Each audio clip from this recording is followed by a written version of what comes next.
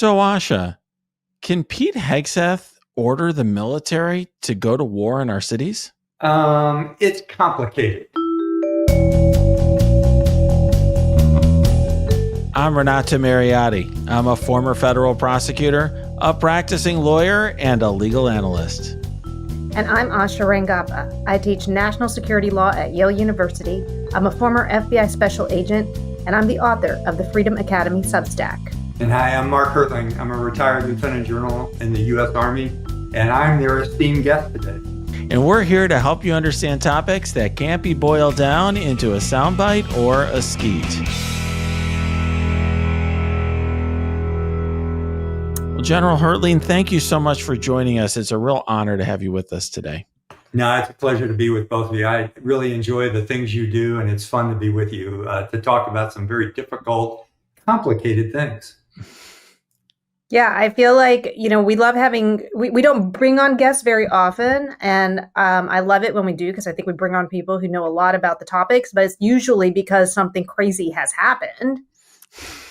So that's like this week, yeah. Which was complete crazy cakes. So, I saw you on TV, General, talking about this meeting and how unusual it was just on its face, just this idea that you're going to bring in these 800, flag officers, generals. And there was a lot of speculation about some of the things that could go down. Like, is this a loyalty oath? Is this a big purge? I mean, best case scenario, it seemed like this is some major secure briefing that only can be done in person or something. Even though I know that we clearly have technology where that could happen remotely. Yeah. And it wasn't any of those things. What was your initial reaction? I just need to know. Well, I'll just follow on with what you just said, Asha, because, there were all kinds of menu items you could choose from. Are they going to talk national security strategy? Are they going to talk about rebalancing the force? Are they going to talk about reduction of the general officer corps? All these things had been rumored before this all started. And it turned out, and right before then, they even said it was going to be a classified up to the level of secret briefing. So you say, okay, well, then something dynamic is going to be going on here. But what this really turned out to be is an adaptability exercise for all the generals, the admirals, and their senior enlisted advisors. So each one of those generals and admirals, by the way, and this is an important point, which I'll go into later, had their senior enlisted person with them, whether it was a command sergeant major or a chief master sergeant in the Air Force or a chief petty officer in the Navy. And I'm probably not getting those terms right because I don't know the Navy and the Air Force rank structure as I should. But they were all going to be with their general or admiral.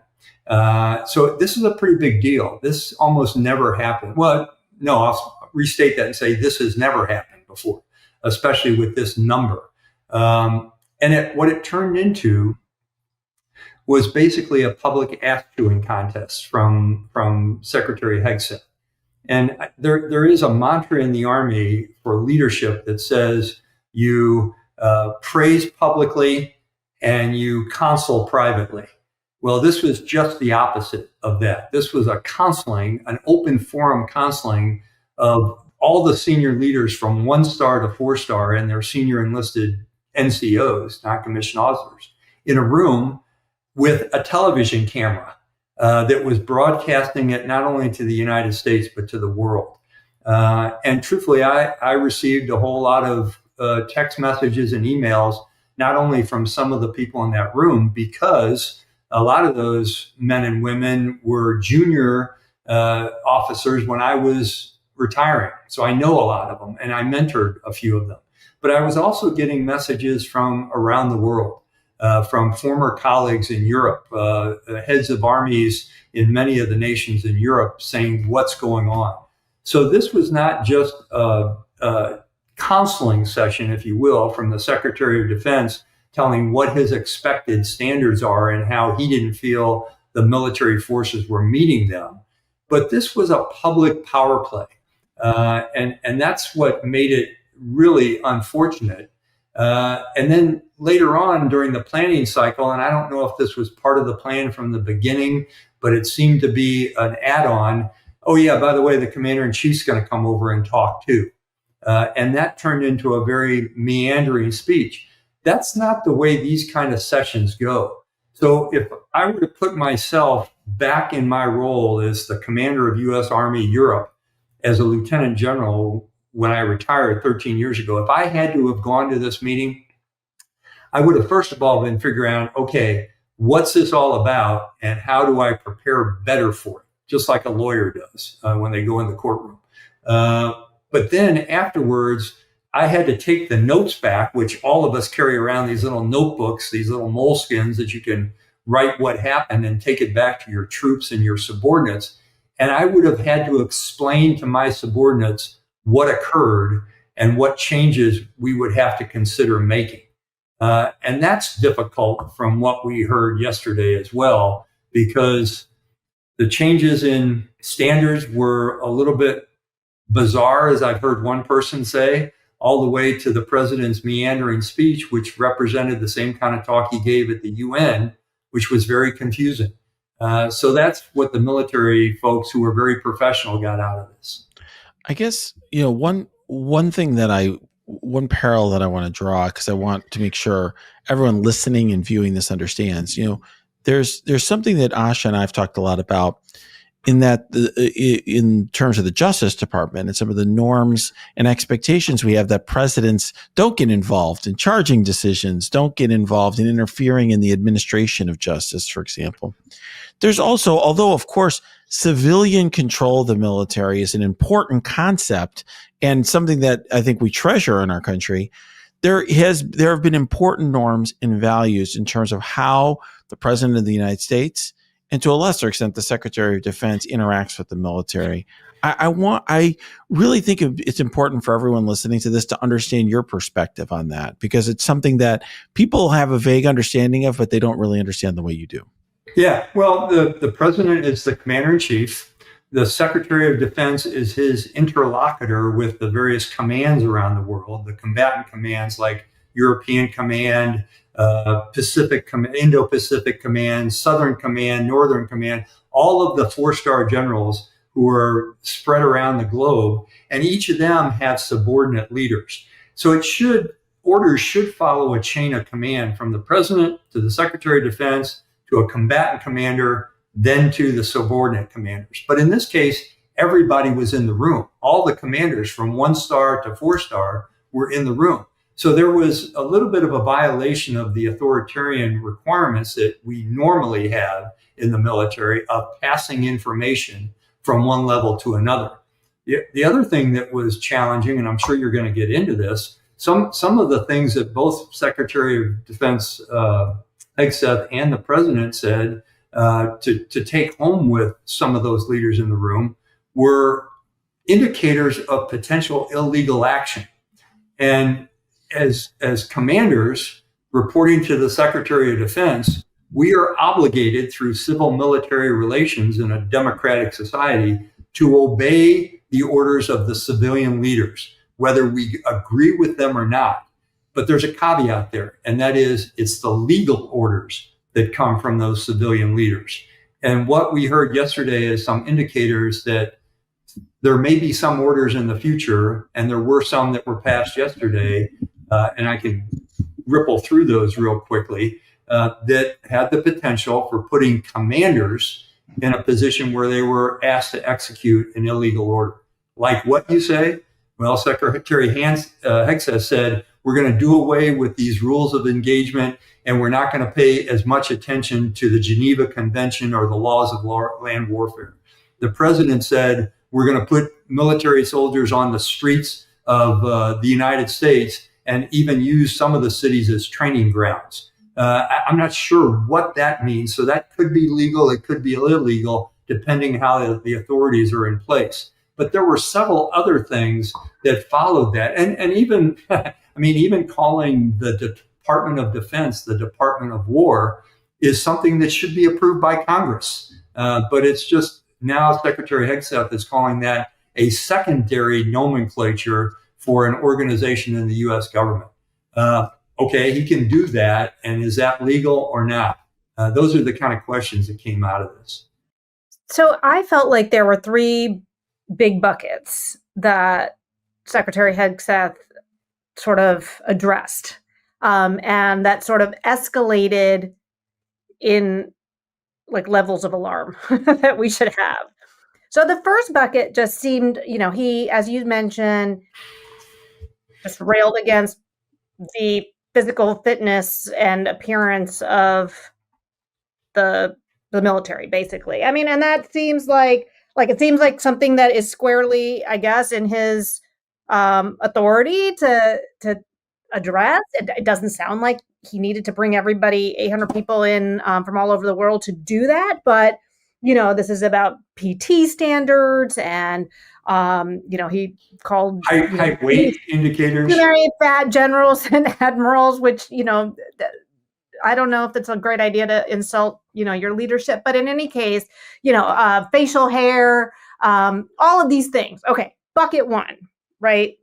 That's what he cares about, and he wants people to look and a certain way and meet certain standards. Though even in that one, he did seem to suggest that I don't know if there are different physical fitness standards for women for combat roles, but it sounds like he's going to do away with that. I don't know if that is actually in his authority, because I know Congress has the authority to set rules and regulations for the military, but we can talk about that because it does seem like he's trying to make it harder for women to achieve certain positions or reverse some of that.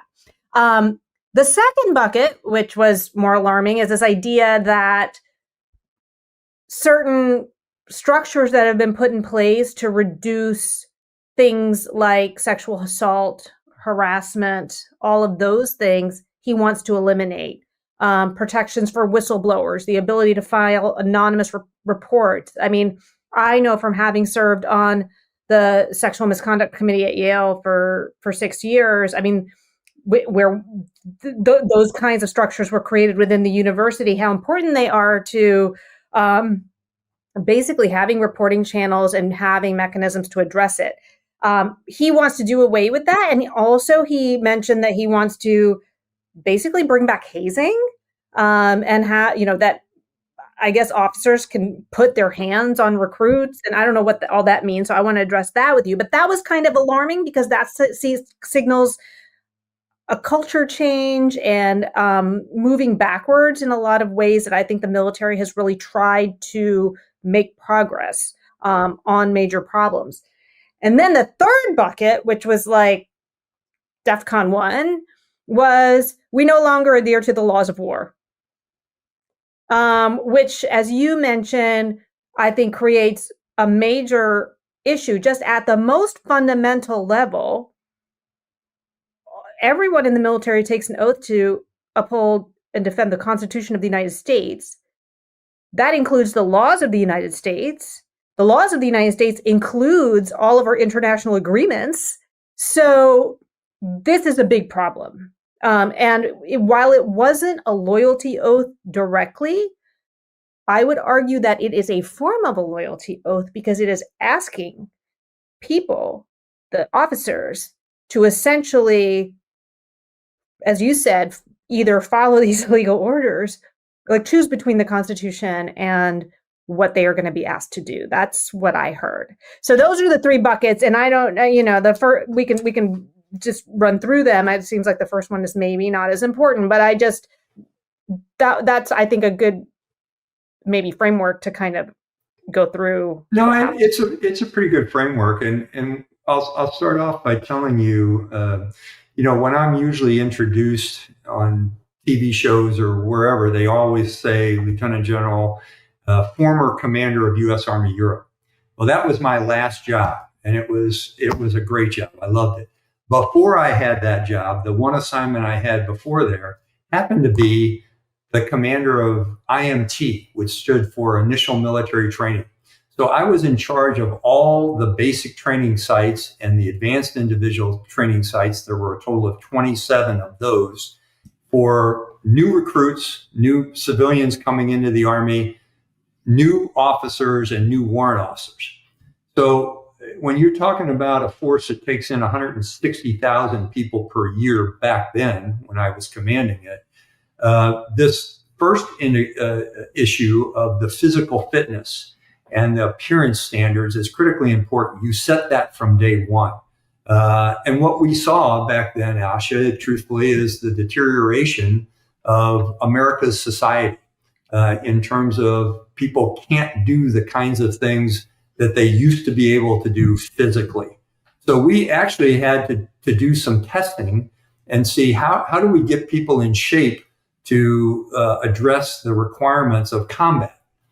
I won't go deeply into that, but there's a whole lot of scientific studies that go along with that, and how there is, believe it or not, a difference between men and women in terms of their ability to do different things. Women can do a lot of things better than men, and men can do a lot of things better than women just because of physical structure. So you account for that in scores on physical training tests. The mantra now by many is, well, if the women who want to go in an infantry unit can't pass all the levels of physical training that the men can do, then they can't be an infantry woman. And that's just, to me, it's ludicrous. Now, my vet bros out there who are going to be listening to this or say that Hertling's a libtard and he's woke and all that, but I know what women can do. And in fact, I've talked to the women who are brand new to the infantry force. And in the last 5 years, about 150 women have gone through Ranger School, which is the toughest school that America has in terms of the military. So all of those things, can be debated. And what the secretary basically came out and did yesterday was just wipe that clean and said, nope, this is what I believe, so this is what we're going to do, with no accounting for science or research or what makes our Army great today. And I'm going to focus on Army, not the other services. I had a call last night to stay on the women's issue from a young woman who happened to be one of our helicopter pilots when I was in combat. She's been a helicopter pilot for 16 years. And after watching the speech yesterday, she thought she would call me and say, what do you think? Am I going to lose my job? I've spent 5,000 hours in the air in combat situations flying a Black Hawk helicopter in combat arms. And I know I can't pass the same physical fitness test at the same standards that men can with pull-ups and a 2-mile run because of upper body strength and oxygen capacity. I'm getting too far into the weeds and I apologize for that. So there's even a lot more that is at stake in that first bucket you talked about. The second bucket that you talked about, Asha, was the harassment and hazing of soldiers in training units. And yeah, that's wrong. I mean, we've put items in place, and the things that the secretary were describing were the way it used to be about 30 years ago in basic training. And basic training has been transformed, and in my view, a very positive way, that drill sergeants, not officers, but drill sergeants don't touch or push or shove or knock down or beat up soldiers when they're going through basic training. And that's what he was talking about yesterday. And I would compare that to the quality of our force, which is pretty good because we treat people with respect and we bring them in as members of the team and we develop their leadership qualities even when they're a young private, compared to what I saw in my last job in the Army when I went to Russia and went to some of their basic training sites and watched their officers beat their recruits with sticks. In fact, in some cases, kill young soldiers who were enlistees. That's how serious it was, and had no respect at all for their force. And we're seeing the effects of that on the battlefield of Ukraine today, where there are soldiers not following NCO orders, not following officers' orders, and Russia's army sucks, okay? And it's all made by what happens between the individual soldier and their sergeant and the sergeant and the officer. I mean, it seems to me. Oh, I didn't mean to interrupt you, General. No, I want to get to the third one because that is important. The don't worry about rules of engagement. Don't worry about Geneva Convention. That's kind of the things I heard as an upper level leader in the military from most brand new second lieutenants. Untie my hands so I can do anything that I want to do. Well, unfortunately, there are laws of war. And when you violate some of those, it's not only a reflection on your country, violating a moral certitude, it's also going to have effects on you in terms of moral decay. When you send young people to war at 18 years old, they see a lot of things that human beings should not see. And they do a lot of things that human beings should not see. So you're actually protecting them by setting a group of standards for obeying the laws of land warfare and the Geneva Convention so they don't have that. And then I'll add one more thing to that. It's a war crime. It is criminal. It's illegal, and it violates our oath to uphold, as Asha said, the Constitution of the United States.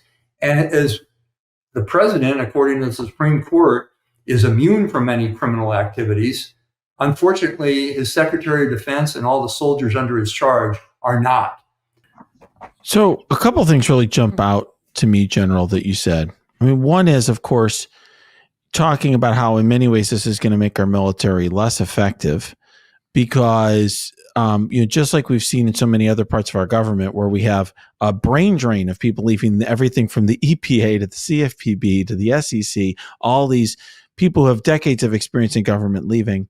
Here we have potentially, let's say, a very qualified, capable helicopter pilot leaving the military because she feels that she has no place there anymore, potentially, seeing a writing on the wall. But also, of course, you talk about the term, moral decay. I think, it leads to a lot of what's on people's minds. I'll say this as somebody who, lives near Chicago and is considered that a home base. There's a lot of afraid, people in this area seeing armed, personnel on the streets of the city, ironically searching for crime in some of the fanciest, nicest areas of the city of Chicago. How do you think soldiers and generals, leaders from, but not just leaders, the average soldiers, how are they going to react to what they're hearing when you see the President of the United States and the Secretary of Defense? Do members of the public have a right to be concerned, or should they be concerned about what the military can ultimately, the impact of the military could be on them and this change in the military? Absolutely. And again, I'm going to go back to an example. When Secretary Hegseth was still a Fox News reporter, he was a great defender of a couple of war criminals who had killed the enemy and civilians in combat. And because he was supported by President Trump during the first term, I think 3 of them were let off either charges or pardoned. And that, the after effects was not reported in the media, but that caused some real cheetah flips inside the organization of the Navy SEALs and the U.S. Army. And what I'd suggest is those generals, admirals, and senior enlisted advisors after that meeting yesterday probably went outside the theater, took their notebook that they had taken notes in, and their first thought was, how the hell are we going to explain this to the soldiers? What are we going to tell the gay soldiers in the rank, or the transgender soldiers, or the women who have been serving in combat roles? What are we going to tell them other than you got to shape up and you got to meet fitness standards? What are we going to tell the large percentage of Black soldiers who have, and I can't pronounce the name of the malady, but it's the facial issue with shaving bumps, that if they shave, their faces break out and there's bumps all over. That's why they have beards. So the beardos are people who have physical profiles to grow their hair, their facial hair long, so it doesn't create this kind of malady. What are we going to tell them? Either shave or get out of the Army? It's going to cause those kinds of dynamics within the chain of command. And all this is happening, Renata, in a period of time when our national security environment and the threats today are greater than I had ever seen in my 40 years in uniform. So it becomes,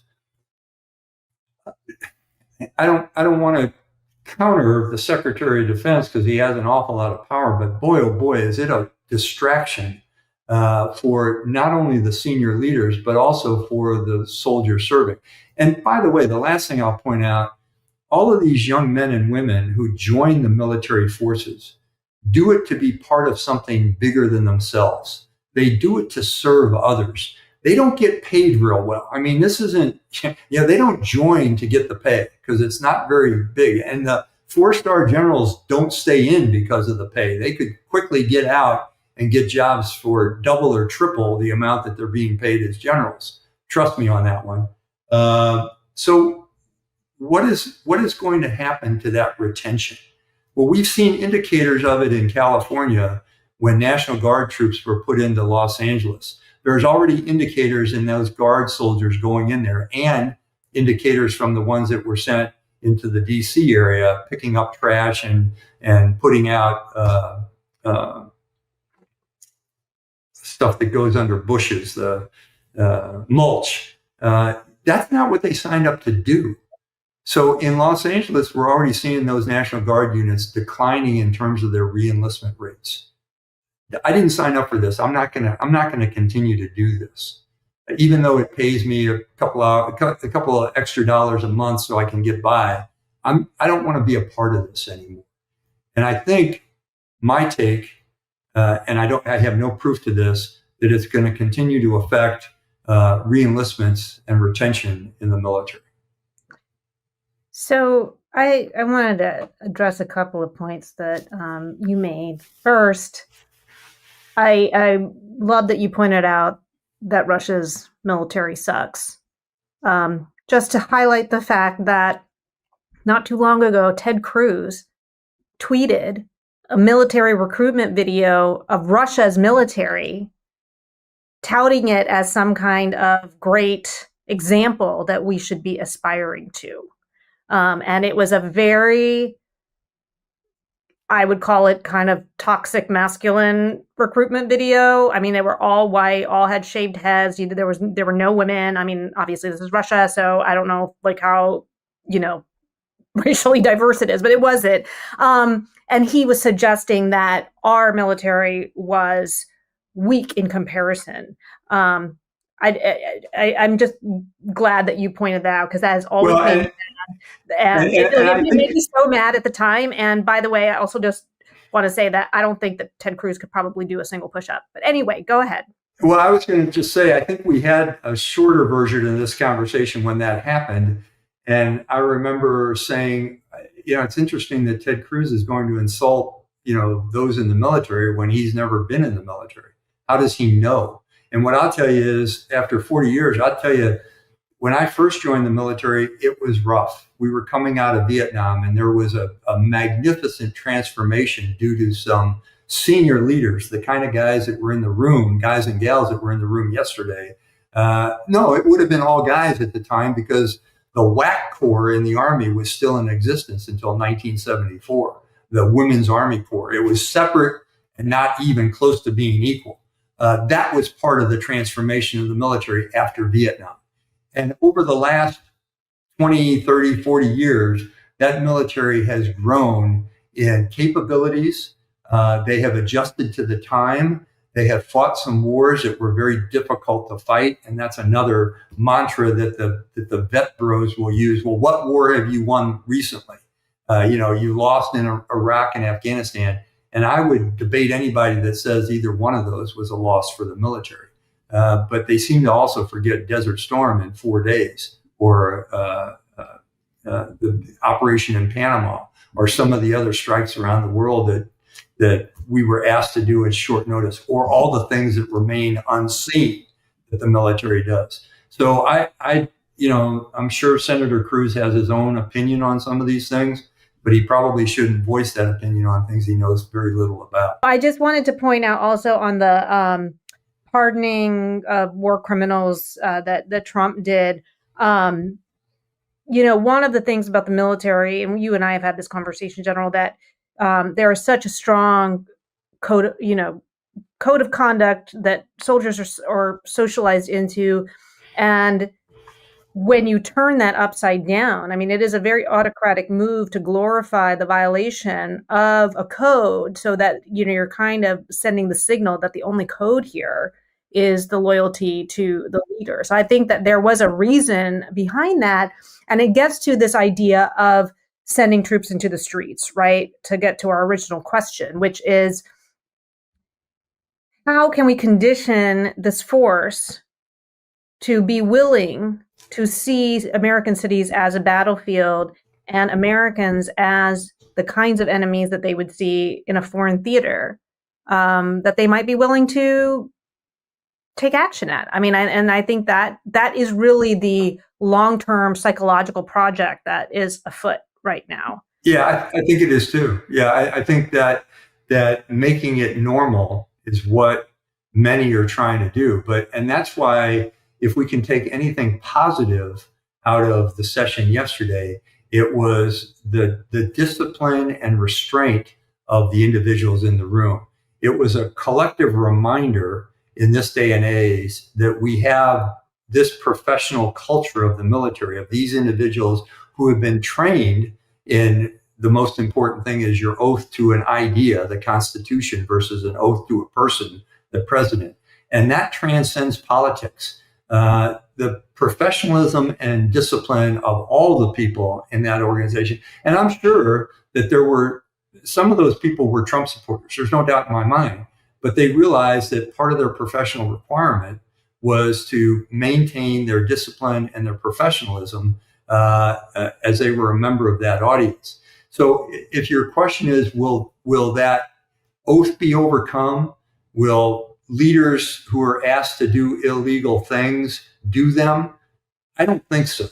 Now, there will be individual actions like we saw in Los Angeles with the one Marine that zip tied somebody and then quickly untied them. Yeah, those kind of things are going to happen because people get caught up in the action.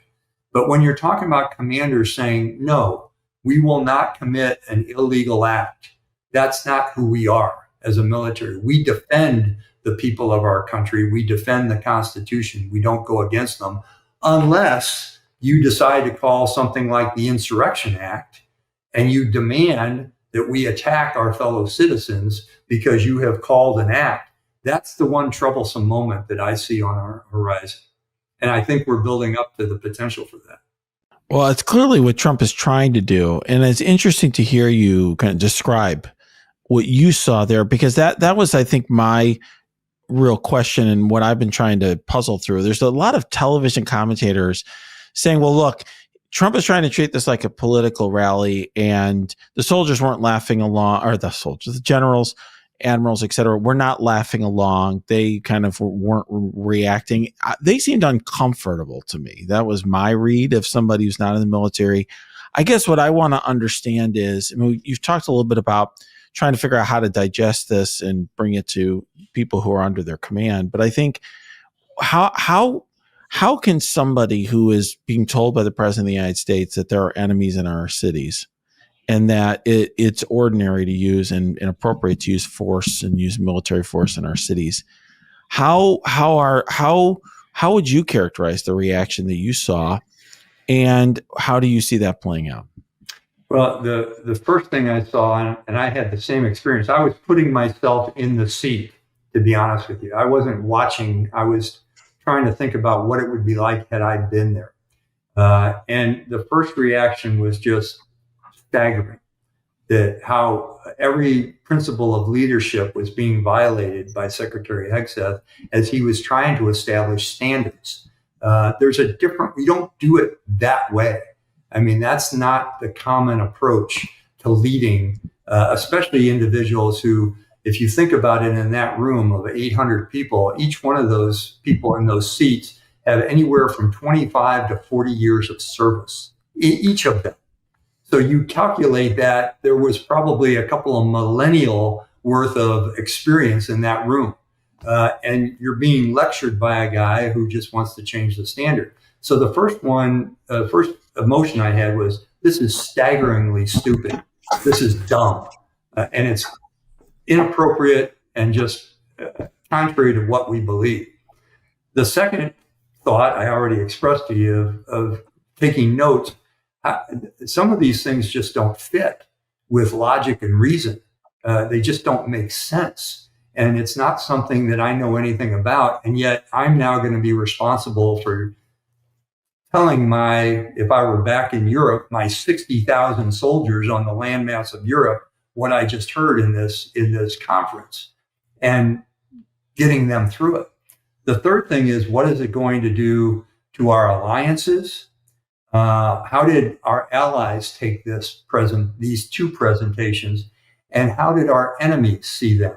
What was the reaction in Russia, China, North Korea, Iran as they watched this happen?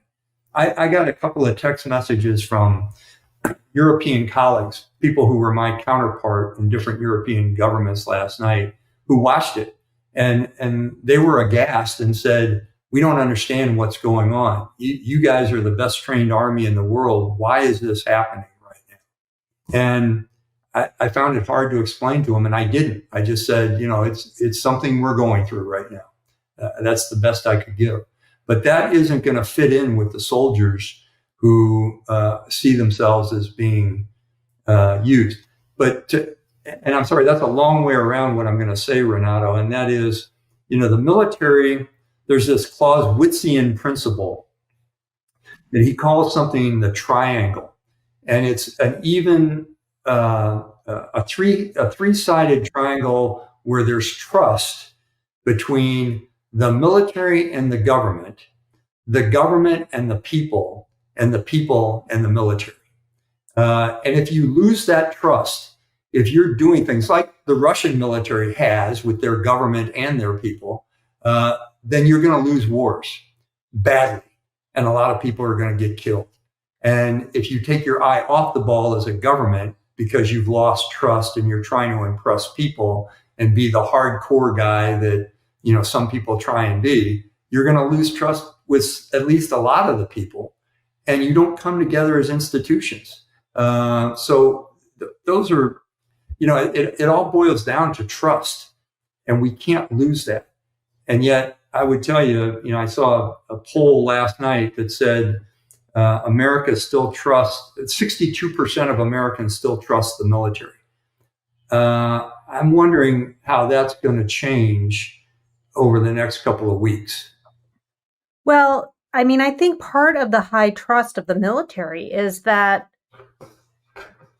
it's hard to find someone who is not touched by the military in some way, who doesn't have someone in their family who is a part of the military, or it's connected. So the part of that trust comes from the fact that the military is so diverse, it crosses racial cleavages, crosses socioeconomic cleavages, exactly, that it draws from like every cross section of our population in a way that generates this trust. When you homogenize it, then you essentially create something that people feel is separate from them and who they are, and also their values. And that, I think, is where, and I think that's what they're trying to do in changing some of these standards in unattainable ways. And when you talked about the facial hair, that's a condition that disproportionately affects Black men, from what I understand. So there is a racial disparity in how that is going to impact the forces. I guess like the only silver lining, and maybe, we can wrap on this thought, and I'd be interested in your thoughts on this, is that as with most things with this administration, its priority on creating public spectacle can actually thwart its own nefarious goals. And we see this all the time. Renato and I talk about it when it comes to, charges. The fact that, Trump is tweeting and talking about things that really gives, the defense much more ammunition. Even with the universities, the fact that they are making so clear that this is retaliatory, et cetera. So in many ways, it seemed to me that this speech might have actually coup-proofed the military just by the fact that they broadcast it everywhere. And there is, as a result, almost this increased spotlight and responsibility that is placed on these leaders on how they are going to respond. You can imagine that this could have happened in a much more secretive way that, behind the scenes, that we would not have known that certain guardrails were being dismantled, that certain protections and cultural, progress things have disappeared. They just came out and said it. Yeah. I agree with you completely that this was a watershed moment. And the reason I think that is because we have seen organizations, legal firms, universities, media bend to the will. President Trump thrives on applause and cheering and interactions with people and bending them to what he wants them to do. What he received on Tuesday was quiet professionalism. And I think that will rattle him a little bit. And I think it was an example that there's not going to be applause from this audience because they swore an oath. They're in their position because they swore an oath to the Constitution. And unlike some senators and congressmen who also swore an oath, they're actually going to live by it and protect those ideas which make our democracy strong. There may be a little bit of bending in some elements of the military, but it's not going to break. It is not going to break. So I think you're right, Asha, that is something positive. Again, going back to what I said earlier, something positive that came from yesterday. And I hope it proves to be true. Well, thank you, General. This has been really important conversation. Yeah, it's complicated, but important. Because I think we're starting to see stuff starting to get real here, where you have a president with a very authoritarian lean that does not respect the Constitution, trying to change the character of the military, trying to destroy the norms and values that we've had for centuries at this point. So it's definitely cause for concern and something that I'm glad that you're bringing attention to. So thank you. Well, thank you both. So thanks for having me. Appreciate it. You guys are doing great things. Thank you. Keep up the fire. So, Asha, I have to say, I would have never guessed at the beginning of this week that this story that we're about to talk about would not be our lead story for the week. I was about to say the exact same thing. Okay. Yeah. We're literally talking about the indictment of the FBI director and of what on its face appears to be a very questionable indictment. That's how I would phrase it. And, it's a moment that harkens so much back to everything that we have talked about regarding this president during his first term. So there's a lot here. Obviously, we talked about this a little bit last time, but now we have the indictment in front of us. And we also have, of course, the original indictment containing the count that the jury did not approve and did not vote for, the grand jury. And I have to say that even though we, last week, one of the things that we did when we were talking about this was trying to guess as to what exactly the criminal act was that could be charged. Because at that point, it was clear that this was in the works. And I have to say that now that we have the actual indictment, that question is not actually resolved. Well, this is what's so interesting about this. So I will tell you, Asha, the first thing you do when you're looking at whether you're prosecuting a case or you're defending a case in a criminal matter, you're looking at it and you're like, okay, what is the conduct? Like, what is it that is being charged?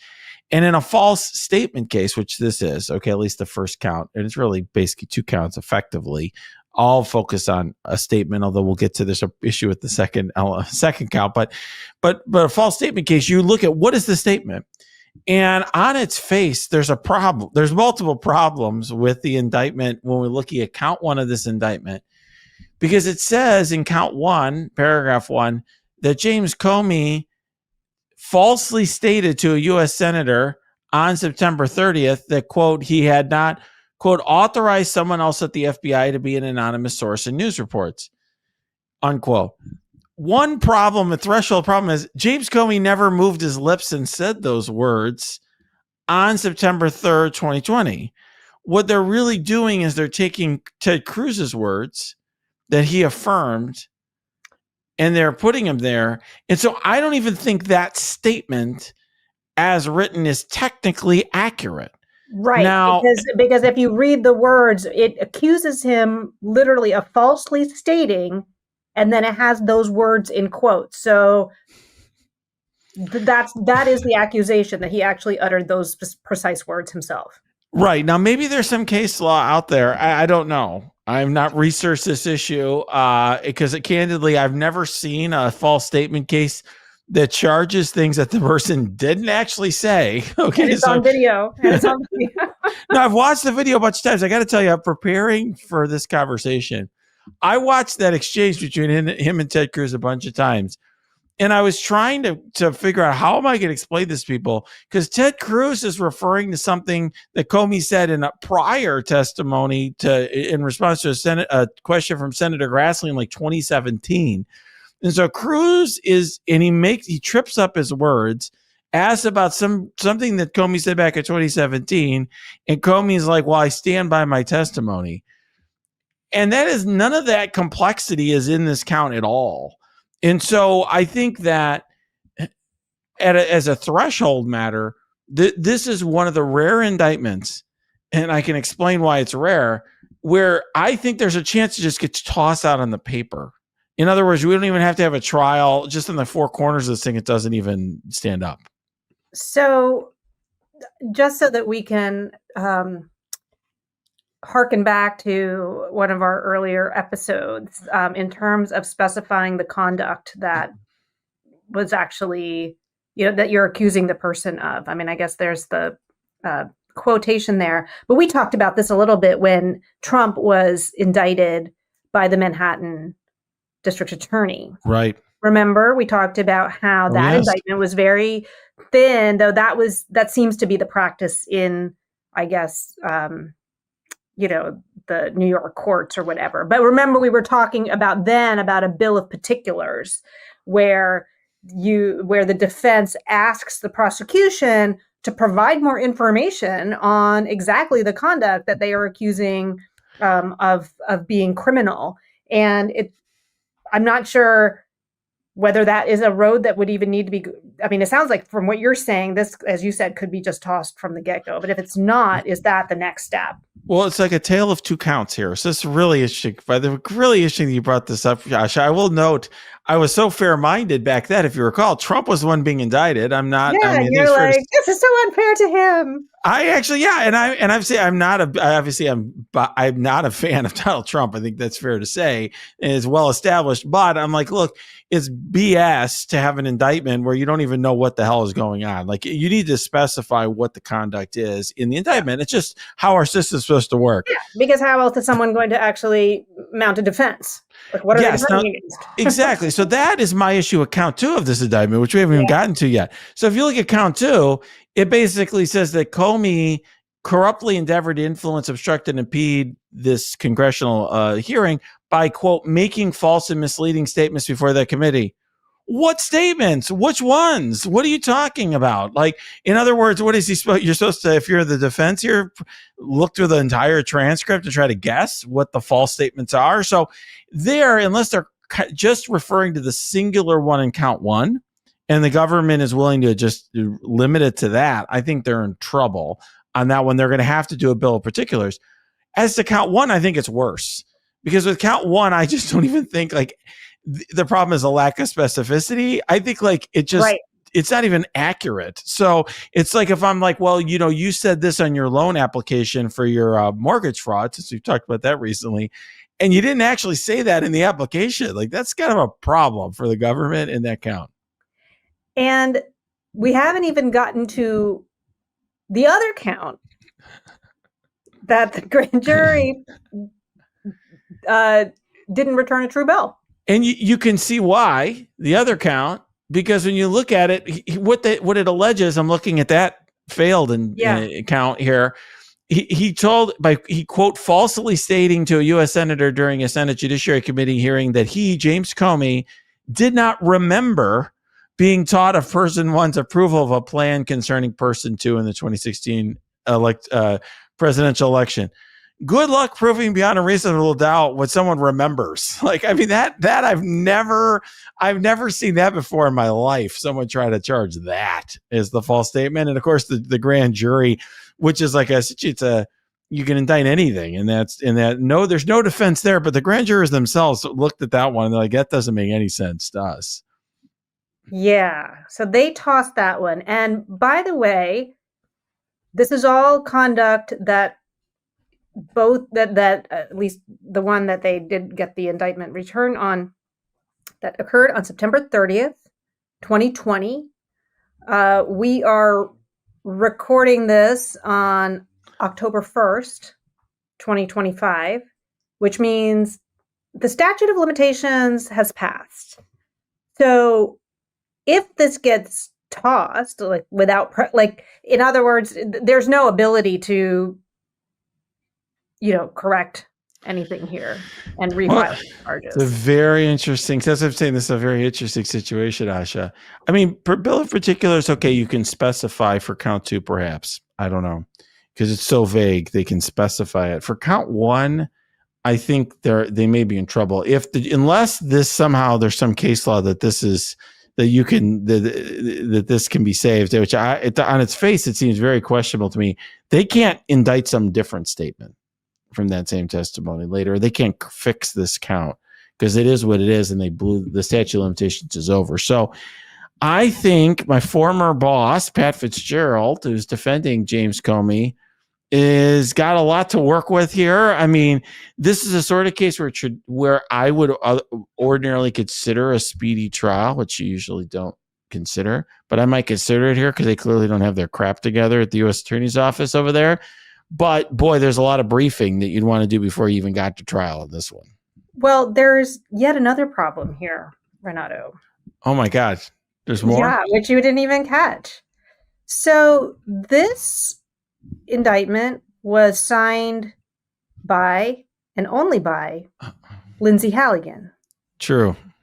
Who is the person that Trump put in place after Eric Siebert resigned because he was unwilling to bring charges against Comey. He did not feel that there was sufficient evidence.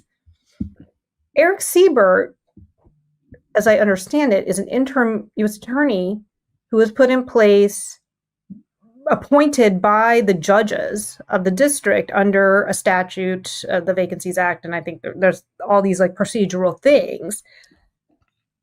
But there is this question that once he resigned, that a replacement could only be appointed by the judges under the Vacancies Act. That, in other words, that Trump putting her there is not a valid, even like a valid interim appointment. And if that's the case, then it seems that she would not have the authority to go in and present this. Yeah, I think I do think that they have a good argument there. It's candidly, that alone is a better argument than most criminal defendants have in federal cases. And I think, obviously, just to be clear, obviously another alternative would have been for Trump to appoint Ms. Halligan and to have the Senate confirm her as the Constitution contemplates, right? That the president nominates people and then there's an advice and consent to the Senate.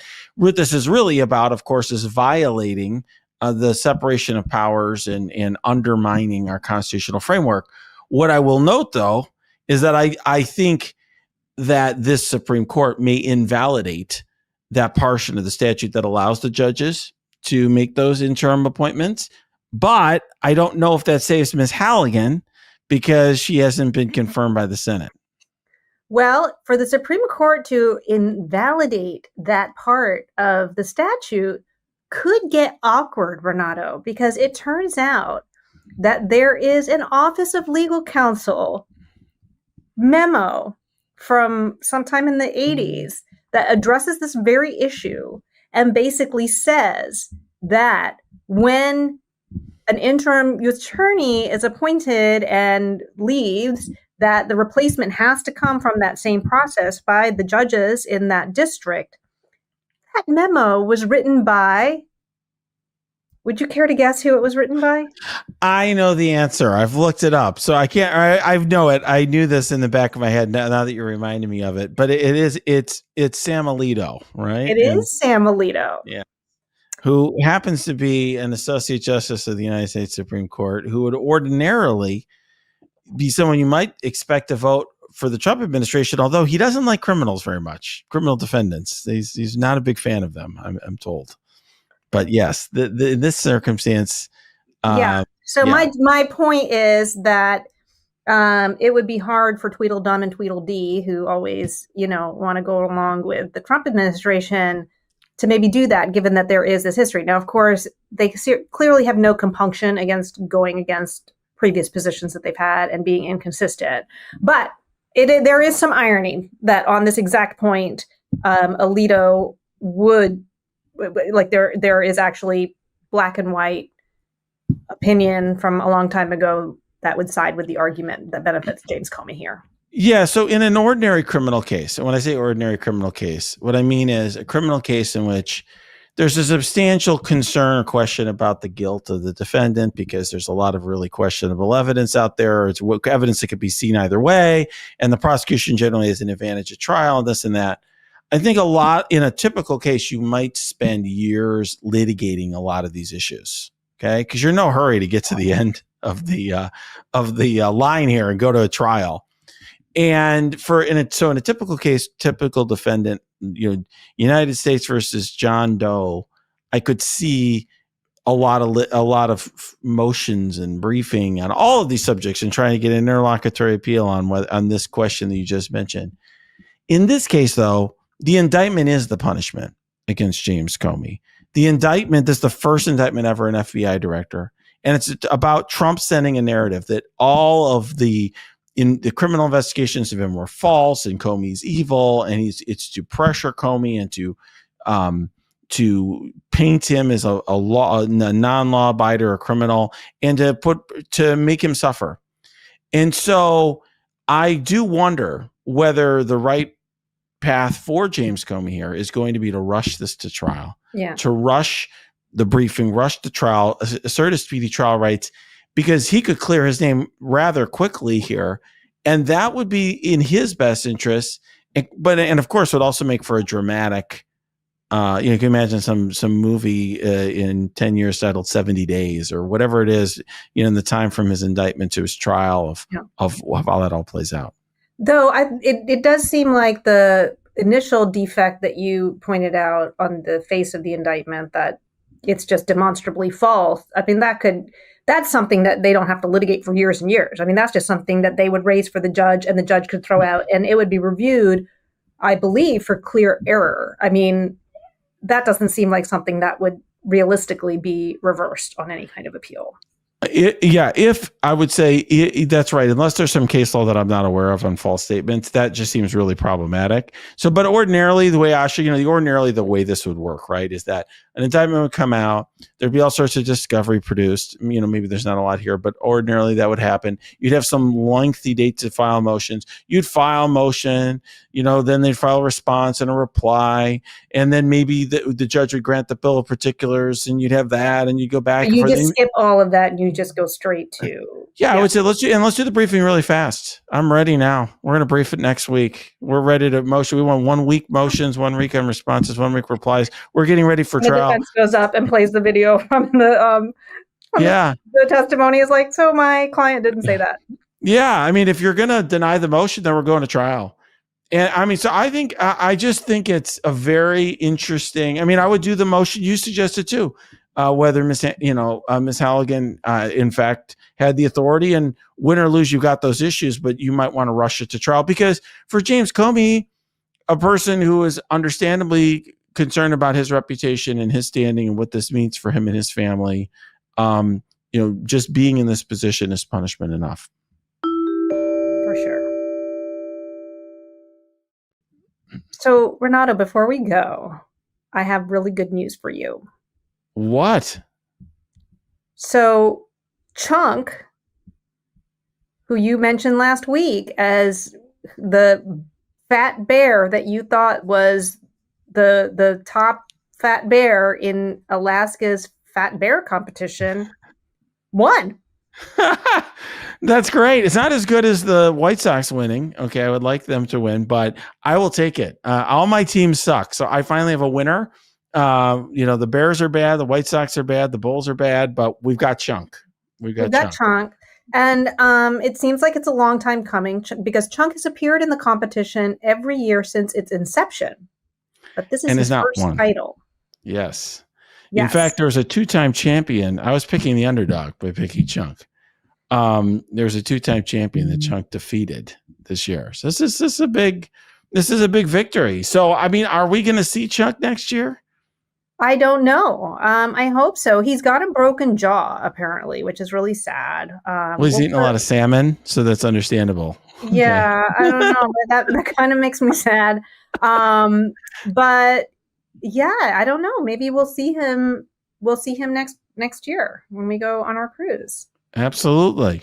So if you're interested in seeing Chunk with us, visit visit either of our sites. The link's below. And you can get information and join us on our cruise where we're gonna not only bet on the fat bears, but we're going to do everything from karaoke to chatting about events.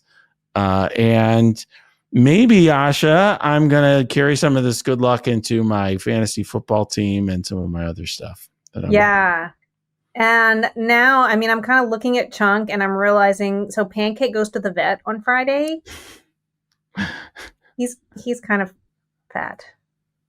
He's sitting right there, so I'm trying not to talk too loud. But I'm worried that I'm going to be in trouble. A little salmon for Pancake. What's that? Little salmon for Pancake as well. I know. I don't feed him that much. I think he's not getting enough exercise. Wow. So he's a house cat. If any listeners have ideas for, I mean, I try to play with him and stuff, like I do feather toy and things, but I don't know if there's like an exercise wheel or kitty treadmill or something that I can get him. Please let us know in the comments. Save Pancake. Save Pancake, save the world. Can't get your fill of Legal AF? Me neither. That's why we formed the Legal AF Substack. Every time we mention something in a hot take, whether it's a court filing or a oral argument, come over to the Substack. You'll find the court filing and the oral argument there, including a daily roundup that I do called, wait for it, Morning AF. What else? All the other contributors from Legal AF are there as well.